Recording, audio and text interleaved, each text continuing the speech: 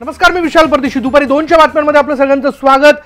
सगळ्या प्रेक्षकांना मकर संक्रांतीच्या खूप शुभेच्छा. सुरुवात करतोय ब्रेकिंग न्यूजने. राज्य सरकारच्या नव्या घोषणांचा पाऊस आता होताना दिसतोय. ओबीसी समाजासाठी 700 कोटींच्या योजनांचा प्रस्ताव जो आहे तो ठेवण्यात आला आहे. ओबीसी महामंडळाला 250 कोटी मंजूर करण्यात आले. आजच्या कॅबिनेटमध्ये या महत्त्वाच्या योजनांची घोषणा झाली आहे. भटक्या विमुक्त महामंडळाला 300 कोटी मंजूर करण्यात आलेत आणि पहिल्यांदाच वडार आणि रामोशी समाजासाठी विशेष पॅकेज देण्याची सोय करण्यात आली आहे.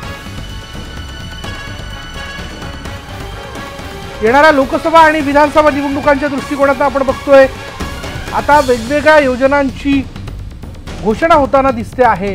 कॅबिनेटच्या बैठकीमध्ये आज ओबीसी, वडार, रामोशी या वेगवेगळ्या वर्गासाठी विशेष पॅकेजची घोषणा जी ती करण्यात आलेली आहे. अधिक माहिती आपण जाणून घेणार आहोत. आमचे प्रतिनिधी विवेक कुलकर्णी आपल्यासोबत आहेत. विवेक, या ज्या घोषणा होताना दिसत आहेत, काय माहिती याबद्दल आणि काय याचा अर्थ काढायचा?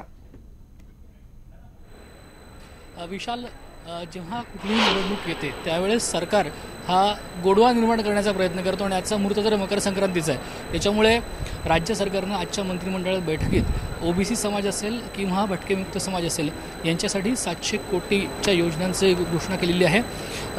ओबीसी समाजासाठी 250 कोटी आणि जे भटकेमुक्त समाज आहे त्यांच्यासाठी 300 कोटींची योजनांची घोषणा किंबहुना त्याचा निर्णय आजच्या मंत्रिमंडळ बैठकीत घेण्यात आलेला आहे. रामोशी आणि वडार जो समाज आहे त्यांना विशेष पॅकेज देखील आजच्या या मंत्रिमंडळाच्या बैठकीत देण्यात आलेलं आहे. आपण पाहिलं की गेल्या काही काळामध्ये मराठा आरक्षण चा विषय समोर आला होता. त्यानिमित्ताने मराठा समाजाला आरक्षण दिल्यामुळे तो समाज समाधानी झाला आहे. पण ओबीसी समाजामध्ये काही तशी नाराजीची भूमिका आहे अशा पद्धतीची चर्चा सुरू होती आणि त्या पार्श्वभूमीवर निवडणुका होणार आहे, लोकसभा आहेत, विधानसभा आहेत आणि म्हणूनच राज्य सरकारनं हा महत्त्वपूर्ण निर्णय घेतलेला आहे.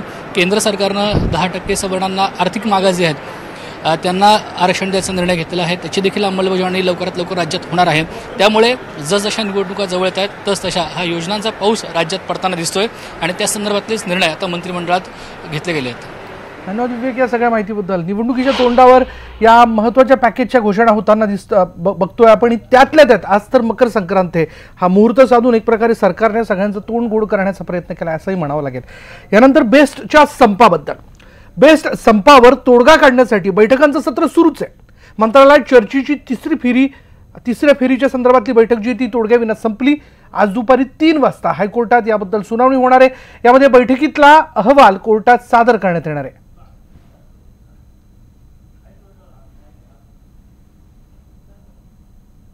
आम्हाला इथे या मीटिंगमध्ये बोलवलं होतं हाय पॉवर कमिटीच्या.